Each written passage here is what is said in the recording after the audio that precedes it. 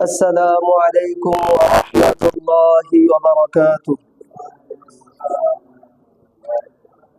الحمد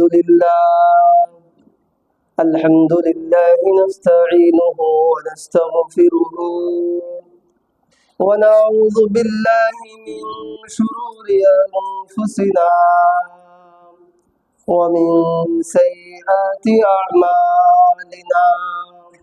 من يهدي الله فلا مضل له ومن يضلله فلا هادي له. ونشهد أن لا إله إلا الله وحده لا شريك له. ونشهد أن سيدنا وسندنا وحبيبنا وطبيبنا ومولانا محمدا عبده ورسوله الذي أرسله بالحق بشيرا ونذيرا وداعيا إلى الله بإذنه وسراجا وقمرا منيرا. أما بعد فأعوذ بالله من الشيطان الرجيم. بسم الله الرحمن الرحيم. فصل لربك وانحر. صدق الله المولانا العظيم وصدق رسوله النبي الكريم ونحن على ذلك من الشاهدين والشاكرين والحمد لله رب العالمين. সকলেই মুহাব্বতের সাথে একবার দুরূদ ইব্রাহিম পাঠ করি। اللهم صل على محمد وعلى آل محمد كما صليت على إبراهيم وعلى آل إبراهيم إنك حميد مجيد.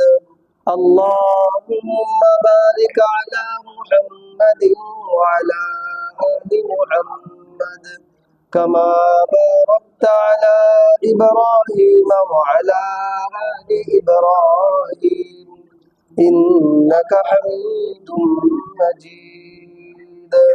بلغ العلا بكماله كشف الدجى بجماله حسنت جميع خصاله صلوا عليه وآله. محترم معزز हाज़रीन, काबिल एहतराम मुसल्लिन किराम, মহান রব্বুল আলামিনের দরবারে লাখো কোটি শুকরিয়া জ্ঞাপন করি। মহান রব্বুল আলামিন আমাদেরকে বিগত শুক্রবার থেকে নিয়ে এই শুক্রবার পর্যন্ত সুস্থ রেখেছেন এবং দুনিয়ার বিভিন্ন জায়জামেলা থেকে মুক্ত করে মহান রব্বুল আলামিনের মহান 2 রাকাত ফরজ হুকুম জুমার নামাজ, এই জুমার নামাজ আদায়ের উদ্দেশ্যে পৃথিবীর সবচাইতে উত্তম স্থান মসজিদ, আল্লাহর ঘর, এই আল্লাহর ঘরে আসার এবং বসার তৌফিক দান করেছেন। শুধু তাই নয়, জুমার নামাজ আদায়ের পূর্বে দ্বীনের কিছু কথা বলা এবং শোনার তৌফিক দান করেছেন। এই জন্য আমরা অন্তরের অন্তঃস্থল থেকে শুকরিয়াতান বলি আলহামদুলিল্লাহ। মুহতারাম হাজিরিন, আল্লাহ পাক রব্বুল আলামিন যদি আপনাকে আমাকে ক্ষমতা না দিতেন, শক্তি আর সাহস না দিতেন, তিনি যদি মহাব্বত না করতেন, তাহলে আমরা কখনোই মসজিদে এসে জুমার নামাজ পড়তে পারতাম না। এটার বাস্তব উদাহরণ হলো, এই এলাকায় তো মানুষ কম না, যাদের প্রত্যেকের উপরেই এই জুমার নামাজ তথা 5 ওয়াক্ত নামাজ ফরজ ছিল, তারপরেও বয়ান শুরু হয়ে গেছে, কিন্তু মসজিদ এখনো সম্পূর্ণ পরিপূর্ণ হয়নি। এতে বোঝা গেল তারা অনেকে আজকে জুমার নামাজ আদায় করবে না। তারা হসপিটালে বেডেও শোয়া না, কোনো বালা মুসিবতেও পতিত না, সুস্থ সবল মানুষ হওয়া সত্ত্বেও আল্লাহ তাআলার মহান একটা ফরজ হুকুম, এই শুক্রবারকে মুসলমানদের জন্য সাপ্তাহিক ঈদ বলা হয়েছে, ঠিক না বেঠি? কিন্তু যেহেতু তারা আসতে পারবে না, এতে বোঝা গেল আল্লাহ পাক রব্বুল আলামিন তাদেরকে কবুল করেন নাই বিধায় তারা আসতে পারবে না। মুহতারাম হাজিরিন, যেহেতু আমরা আসতে পেরেছি, আল্লাহ তাআলা আমাদের ভাগ্যকে ভালো করেছেন বিধায় আমরা আসতে পেরেছি, বলেন সুবহানাল্লাহ। মুহতারাম হাজিরিন, সম্ভবত আগামী কাল জিলহজ মাসের চাঁদ উঠবে ইনশাআল্লাহ। তো এই জিলহজ মাসের গুরুত্বপূর্ণ কিছু আমল রয়েছে। বয়ান তো সবসময় শুনি, আসলে বয়ান শোনার দ্বারা ফায়দা নাই। বয়ান শুনে যদি আমরা আমল করতে পারি তাহলে আমাদের জীবন সুন্দর হবে, তাহলে আমাদের আখিরাতের জীবনের পাল্লাটা ভারী হবে। অন্যথায় সারাদিন যদি আমি কানে হেডফোন লাগায়া অথবা ঘরে সাউন্ড বক্সের যে সারাদিন বয়ান শুনি কিন্তু নামাজ পড়ি না, সেই বয়ান অনুযায়ী আমল করি না, তাহলে সারা জীবন বয়ান শুনেও কোনো ফায়দা হবে না। যদি কোনো ব্যক্তি হজ করে আসে আবার যে চুরি করে, হজ করে আসে যদি মিথ্যা কথা বলে, হজ করে আসে যদি কি করে গীবত করে, তাহলে তার হজের দ্বারা কোনো কি নাই, ফায়দা নাই, লাভ নাই, ঠিক না ভাই? ঠিক। এই জন্য আসলে এই জিলহজ মাসের গুরুত্বপূর্ণ আমল রয়েছে। আল্লাহ পাক রব্বুল আলামিন কুরআনুল হাকিমে ইরশাদ করেন, ইন্না ইদ্দাতাশ শুহুরি ইনদাল্লাহি ইসনা আশারা শাহরান ফি কিতাবিল্লাহি ইয়াওমা খালাকাস সামাওয়াতি ওয়াল আরদা মিনহা আরবাআতুন হুরুম যালিকাদ দীনুল কাইয়্যিম ফালা তাযলিমু ফীহিন্না আনফুসাকুম وقاتلوا المشركين كافة كما يقاتلونكم كافة واعلموا أن الله مع المتقين। আল্লাহ বলেন গণনার দিক দিয়ে মাস 12টি, আরবি মাস 12টি, তার মধ্যে আল্লাহ পাক রব্বুল আলামিন 4টে মাসকে সম্মানিত করেছেন। বলেন কয়টি মাস? 4টি মাসকে আল্লাহ তাআলা সম্মানিত করেছেন। আর ওই 4 মাসের মধ্যে একটি মাস হলো জিলহজ মাস, যেটা আগামী কাল থেকে শুরু হতে যাচ্ছে ইনশাআল্লাহ। এই জিলহজ মাসের প্রথম তারিখ থেকে নিয়ে 10 তারিখের আগ পর্যন্ত যদি কোনো ব্যক্তি প্রতিদিন রোজা রাখে, আল্লাহ পাক রব্বুল আলামিন ওই রোজার বিনিময়ে অগণিত অসংখ্য সওয়াব দান করবেন। বলেন সুবহানাল্লাহ। আর এই 4 মাসের মধ্যে যুদ্ধ বিগ্রহ হারাম ছিল, কাফেররা পর্যন্ত যুদ্ধ করতো না। এই 4 মাস কোন বেদিন কাফের মুশরিকরা মুসলমানদের সাথে বা কোন গোত্রের সাথে যুদ্ধ করতো না। কিন্তু আজকে দেখা যায় রমজান মাসেও মারামারি হয় না, রমজান মাসে মানুষ হত্যা হয় না, জিলহজ মাসে মানুষের খুন খারাপি করে না করে।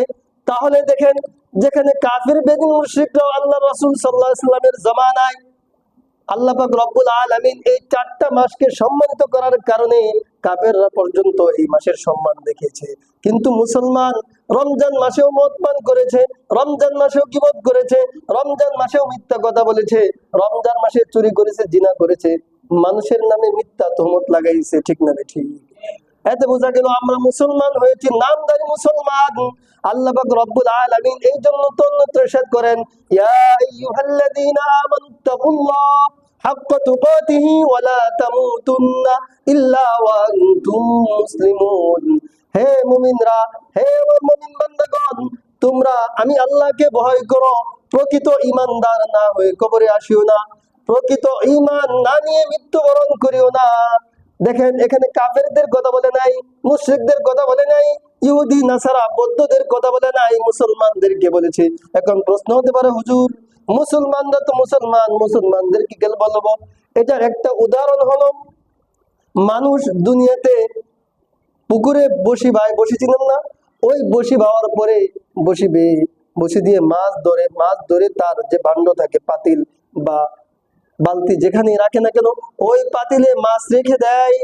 এখন পাতিলের ওই মাছটাকে নেওয়ার জন্য কুকুর পায়তারা করতেছে, আর এদিক দিয়ে বসির ছিপ যে আপনার পুকুরে ফেললো, ওখানে পাতা কাটি বলে আমাদের দেশে, ওই যে মাছ ঠুকুর দিলে যে কাঠিটা নিচ দিকে যায় বা লাড়াচাড়া করে।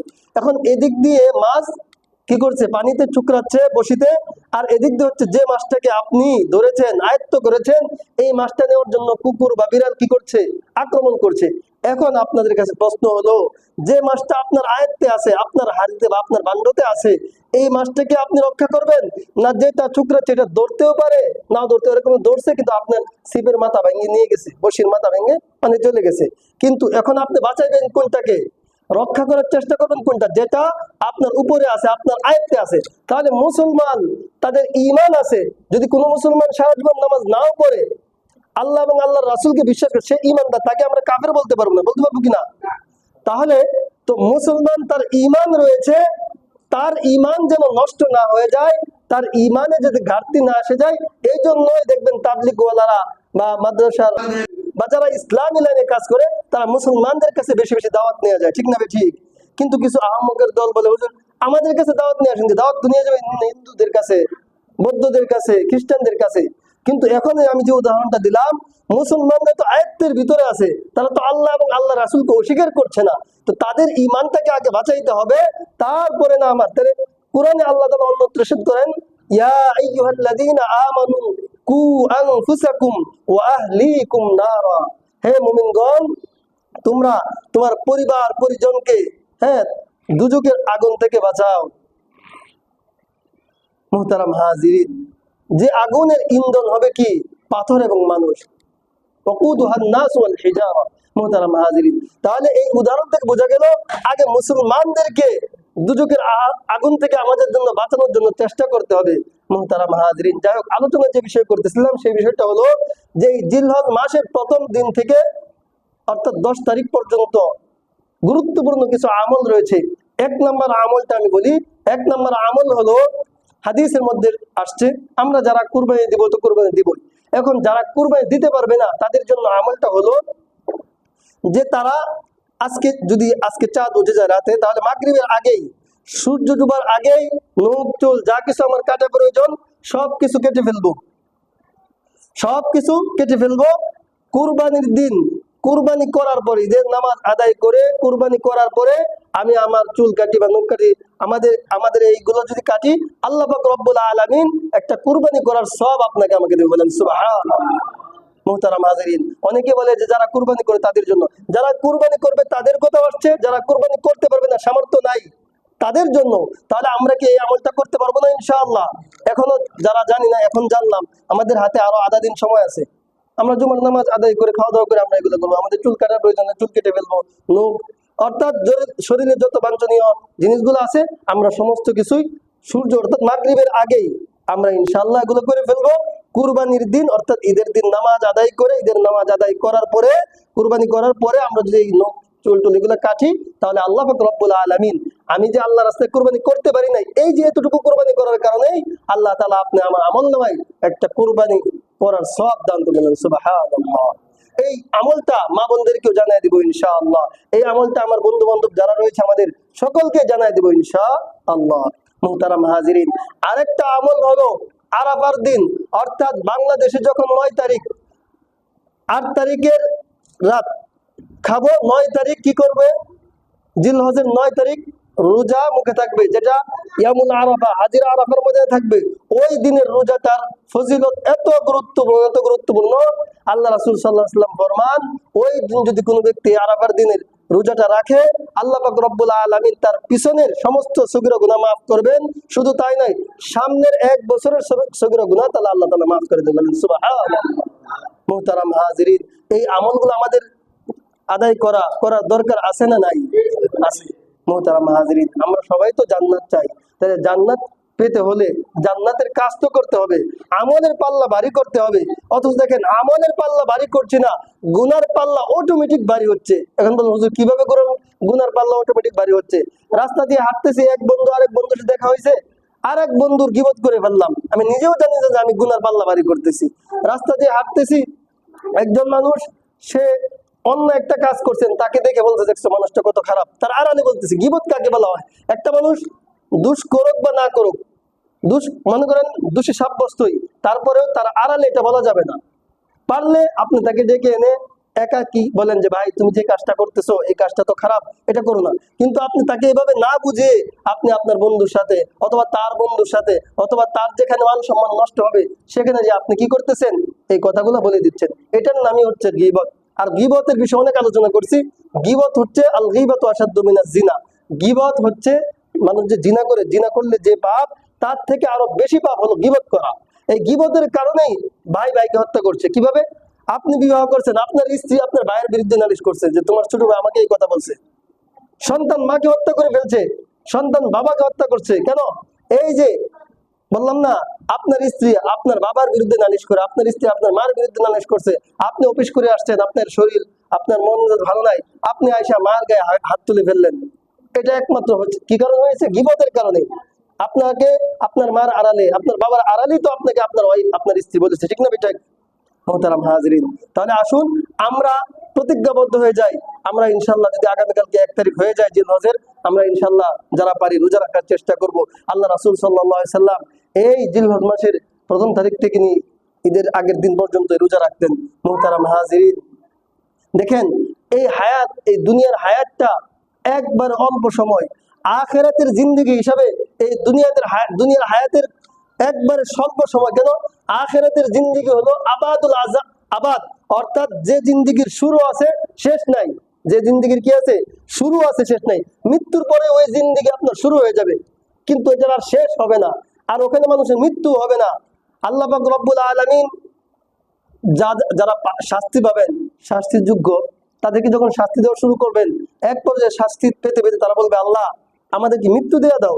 তো আল্লাহ পাক রব্বুল আলামিন সমস্ত মানুষের সামনে একটা মৃত্যু নামক একটা জন্তু তৈরি করবেন। জন্তু, বেড়া, দুম্বা বা যাই মনে করেন, একটা জীব তৈরি করবেন, করার পরে সকলের সামনে এটাকে জবাই করে দিবেন। কি করে দিবেন? জবাই করে দিবেন। আর বলবেন যে তোমাদের এখন থেকে আর কোনো মৃত্যু নাই। মুহতারাম হাজিরিন, কিন্তু দেখেন আসলে এই যে একটু আগে বললাম যে বয়ানের দ্বারা কোনো ফায়দা নাই, ফায়দা হলো আমল করার দ্বারা।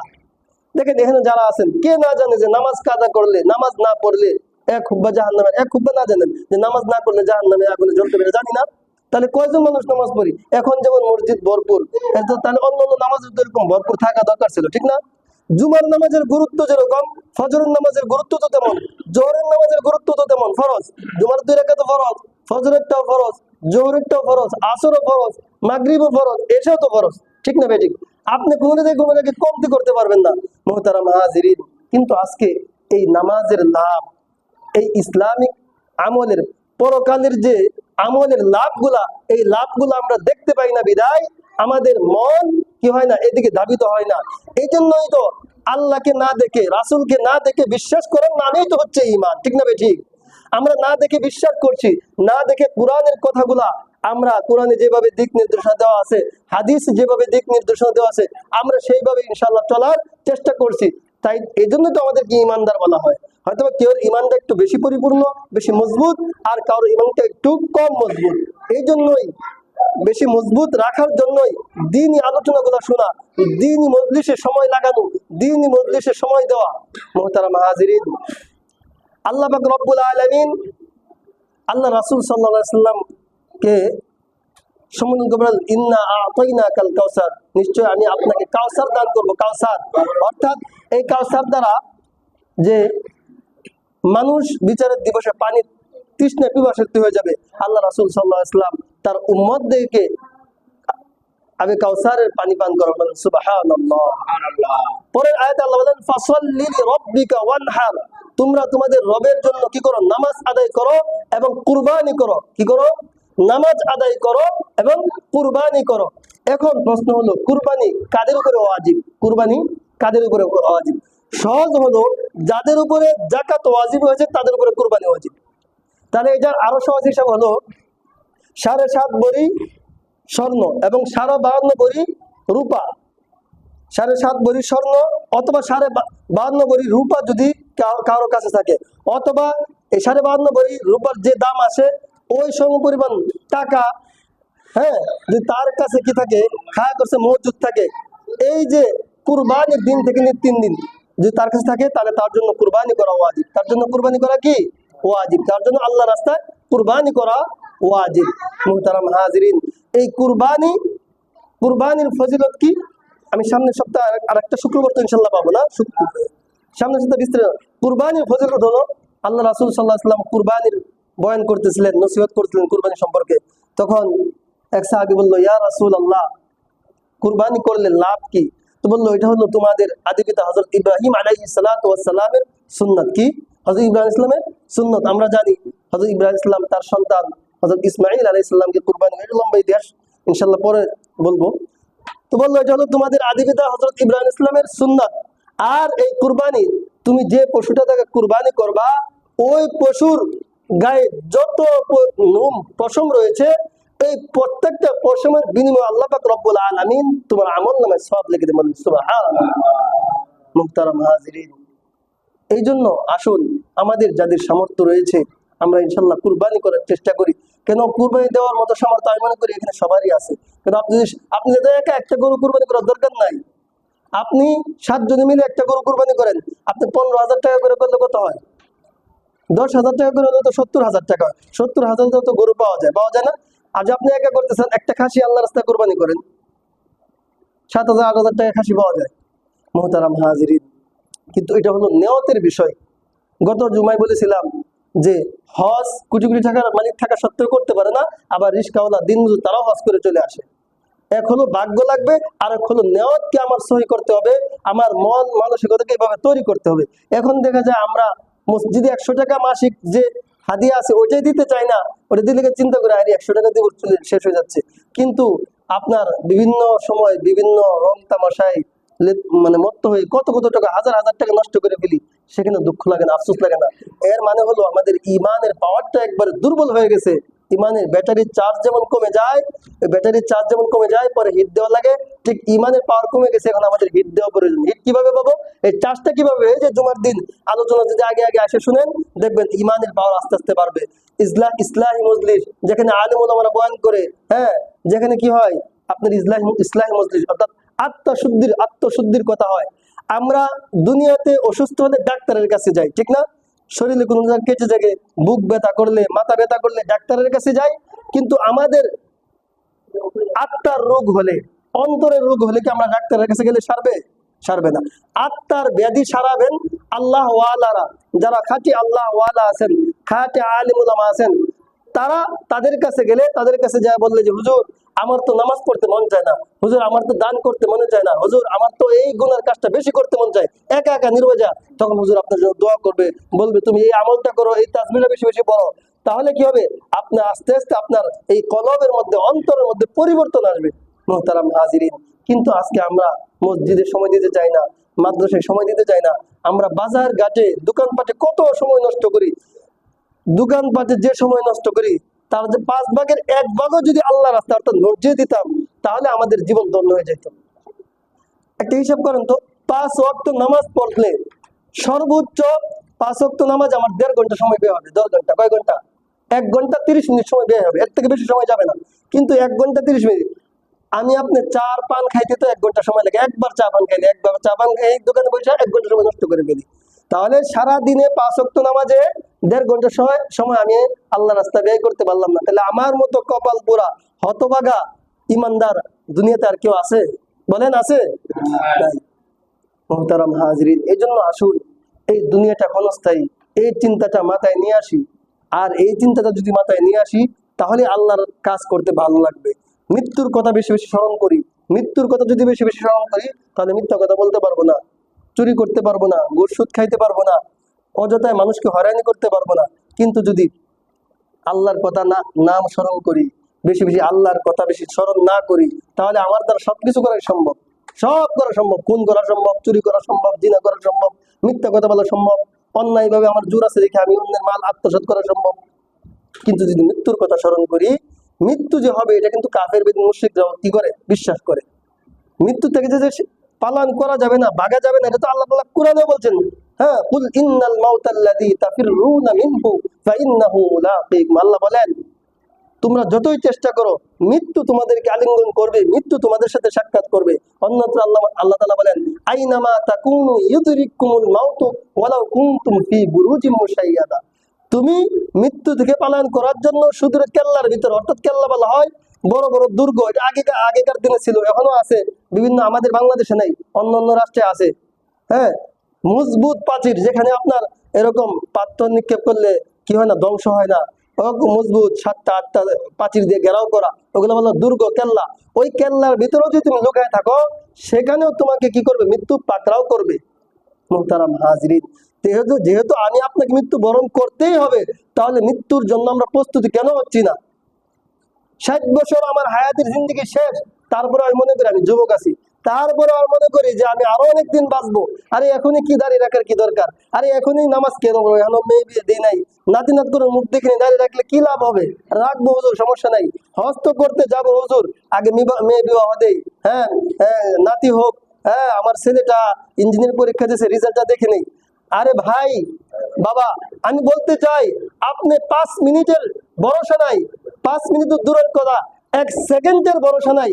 আল্লাহ পাক রব্বুল আলামিন অন্যত্র ইরশাদ করেন, ইযা জা আজালুহুম লা ইস্তাখিরুনা সাআতাও ওয়া লা ইস্তাকদিমুন। যখন মৃত্যুর ডাক আপনার চলে আসবে, আমার আপনার চলে আসবে, লা ইস্তাখিরুনা সাআতুন, অর্থাৎ 1 মিনিট আগেও 1 সেকেন্ড আগেও করা হবে না, পরেও করা হবে না, লা ইস্তাকদিমুন। মুহতারাম হাজরিন, তাহলে কিসের আশায় কিসের নেশায় নামাজ ছেড়ে দেই, কুরবানি ওয়াজিব হওয়া সত্ত্বেও কুরবানি দিচ্ছি না। আবার কেউ কেউ আছে ঋণ আছে কুরবানি দিয়ে কি লাভ, আর ঋণ আছে, ঋণ তো আপনি করে রাখছেন বাড়ি করার জন্য, সেই হিসাব করে তো লাভ নাই।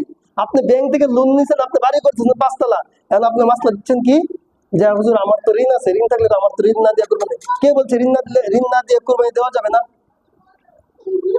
হ্যাঁ, তবে কুরবানি ঋণ কুরবানির গুনাহটা না দিলে আল্লাহ তাআলা মাফ করতে পারে, কিন্তু ঋণের গুনাহ আল্লাহ মাফ করবে না। কিন্তু এই ঋণ তো সেই ঋণ না, আপনি কোটি টাকা ব্যাংক থেকে লোন নিয়ে আসছেন, এখন কবে লোন শোধ করবেন আপনি সেই আশা বসে আছেন যে কুরবানি আমি ঋণ শেষ করে লোন শেষ করে তারপর, এরকম মাসলা মানে কি বলে যে হুজুর আমার তো ঋণ আছে। মুহতারাম হাজরিন, এই জন্য আসুন আমরা অজুহাত না খুঁজে যেভাবে আল্লাহ এবং আল্লাহর রাসূলের নৈকট্য লাভ করতে পারি সেইভাবে আমল করার চেষ্টা করি। আর প্রত্যেকের কাছে আমার অনুরোধ, আমি প্রত্যেকটা বয়ানের মধ্যে নামাজের কথাটা বেশি বলার চেষ্টা করি। কেন? আল্লাহ পাক রব্বুল আলামিন বলেন, ইন্নাস সালাতা তানহা আনিল ফাহশাই ওয়াল মুনকার।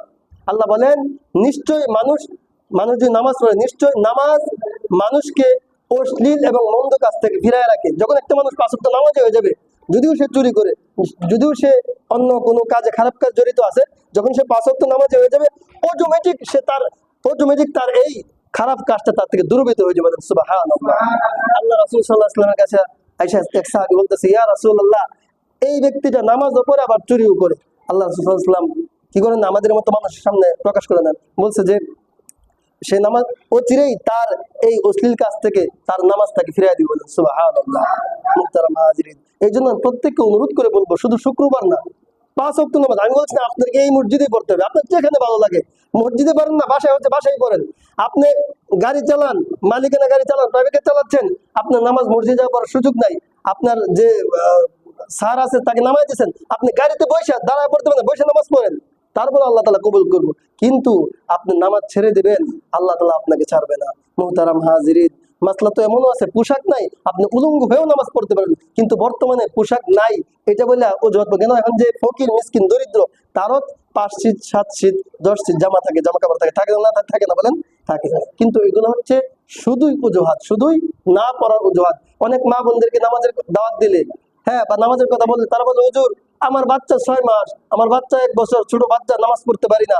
আরে কাল কিয়ামতের ময়দানে এই বাচ্চা আপনাকে বাঁচাইবে না, বাচ্চা বরং আপনার বিরুদ্ধে নালিশ করবে, সন্তান আপনার বিরুদ্ধে নালিশ করবে। এই জন্য বাচ্চার অজুহাত দিলে চলবে না। মুহতারাম হাজিরিন, এই যে অনেক সন্তান 10 বছর 12 বছর হয়ে গেছে, আপনারা সন্তানকে নামাজের জন্য উদ্বুদ্ধ করেন না, কোরআন শিক্ষার জন্য উদ্বোধন করেন না। কাল কিয়ামতের ময়দানে যখন বাচ্চার ফায়সালা, এই সন্তানের ফায়সালা জাহান্নাম হয়ে যাবে, সন্তান বলবে, আল্লাহ আমার মা বাবাকে নিয়ে আসো, তাদেরকে শোয়া দাও, তাদের বুকের উপরে পা রেখে ওই সন্তান জাহান্নামে যাবে। বলেন নাউজুবিল্লাহ। তখন আপনার কেমন লাগবে? দুনিয়াতে সন্তান একটু হাত কেটে গেলে মা বাবা পেরেশান হয়ে যায়, যখন আপনার সামনে আপনার সন্তান আগুনে জ্বলবে।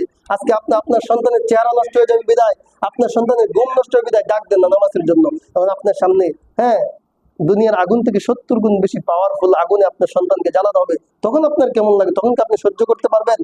মুহতারাম হাজিরিন, এই জন্য হাদিসের মধ্যে তো আসছে যে তোমাদের, আল্লাহ রাসূল বলছেন, তোমাদের সন্তানদের বয়স যখন 7 বছর হয়ে যায় তখন নামাজ পড়তে আদেশ করো, 10 বছর বয়স যখন হয়ে যায় তখন নামাজ না পড়লে মারিয়ে হলেও পড়াও, পিটিয়ে হলেও কি করো, পড়াও। কিন্তু আজকে আমরা আদর দেখাই, থাক বাবা থাক, পড়া দরকার নেই, পরে আর বড় হয়ে নাও। মুহতারাম হাজিরিন, আসুন আমরা আজ থেকে প্রতিজ্ঞাবদ্ধ হয়ে যাই, আমরা যার যে দায়িত্ব থেকে আমরা ইনশাল্লাহ এই নামাজের প্রতি মানুষকে আহ্বান করি, বিশেষ করে নিজের ঘরটাকে আগে হেফাজত করার চেষ্টা করি। আমার স্ত্রী, আমার সন্তান পর্দা কিভাবে করবো সেটা বলে দিব আমি, কেউ না? কুল্লুকুম রাইন ওয়া কুল্লুকুম মাসউলুন আন রাইয়াতি। হ্যাঁ, প্রত্যেক দায়িত্ববানকে তার দায়িত্ব সম্পর্কে জিজ্ঞেস করা হবে। আপনি স্বামী, আপনি হাজবেন্ড, আপনার স্ত্রী সম্পর্কে আপনাকে জিজ্ঞেস করা হবে। আপনার স্ত্রী যখন আপনার শ্বশুরের কাছে যখন তার বিয়ে হয়নি তখন তার মা বাবা তার দায়িত্ব ছিল, যখন বিয়ে হয়ে গেছে তখন আপনার স্ত্রীর দায়িত্ব আপনাকে নিতে হবে। আপনি তাকে ভাত কাপড় সবকিছু দিচ্ছেন, কিন্তু এখন নামাজ পড়েন, এটা আপনার দেখার বিষয়। আপনি যদি না দেখেন, আপনার স্ত্রী পর্দা করে না, এটা আপনার জন্য কি শাস্তির যোগ্য, আল্লাহ তাআলা আপনাকেই ধরবে। এই জন্য ইনশাআল্লাহ আমরা প্রত্যেকেই আমাদের ঘর, আমার সন্তান, আমার নাতি, আমার স্ত্রী, আমার ছেলে মেয়ে সবার জন্য আমি কি করব, দাওয়াত দিব। দাওয়াত দেওয়ার পরেও যদি তারা না পড়ে, তাহলে আপনি বলতে পারেন যে আল্লাহ আমি অপারগ ছিলাম। মুহতারাম হাজরিন, আল্লাহ তাআলা আমাদের সকলকেই যাদের উপরে কুরবানি ওয়াজিব হয়েছে কুরবানি দেওয়ার তৌফিক দান করুন, সকলে বলি আমিন। এবং যাদের উপর কুরবানি ওয়াজিব হয় নাই, আমি মাসলাটা আবার বলছি, হাদিসের মধ্যে আসছে যারা কুরবানি দিতে পারবো না, আর যারা সবাই আমরা ইনশাল্লাহ হয়তো আগামীকালকে জিলহজ মাসের 1 তারিখ হয়ে যাবে, এই জন্য আজকে সূর্য ডোবার আগে আমরা শরীরের চুল মুখ এগুলা কেটে ফেলবো। কুরবানির দিন কুরবানি করার পরে যদি আবার কাটি, এই মাঝখানে যদি না কাটি, তাহলে আল্লাহ তাআলা কুরবানি করার সব দান করবেন, সুবহানাল্লাহ। এই আমলটা সবাই করব। আর হলো 8 তারিখ দিবাগত রাত, অর্থাৎ জিলহজ মাসের 9 তারিখ, অর্থাৎ আমরা ঈদের আগের দিন রোজা রাখবো। এটাকে আরাফার দিনে রোজা রাখে বলে। ওই রোজা রাখলে আল্লাহ তাআলা পিছনের 1 বছরের সগীরা গুনাহ, সামনের 1 বছরের সগীরা গুনাহ মাফ করে দেবেন, সুবহানাল্লাহ। আর যদি পারি 10 দিনই 9 দিনই রোজা রাখবো। আল্লাহ রাসূল রোজা রাখতেন, অনেক ফজিলতপূর্ণ রোজা। আল্লাহ তাআলা আমাদের সকলকেই আমল করার তৌফিক দান করে, সকলে বলি আমিন। ওয়া আখিরু দাওয়ানা আলহামদুলিল্লাহি রাব্বিল আলামিন। যারা সুন্নত পড়ি নাই তারা 4 রাকাত কাবলাল জুমা সুন্নত আদায় করে দেয়।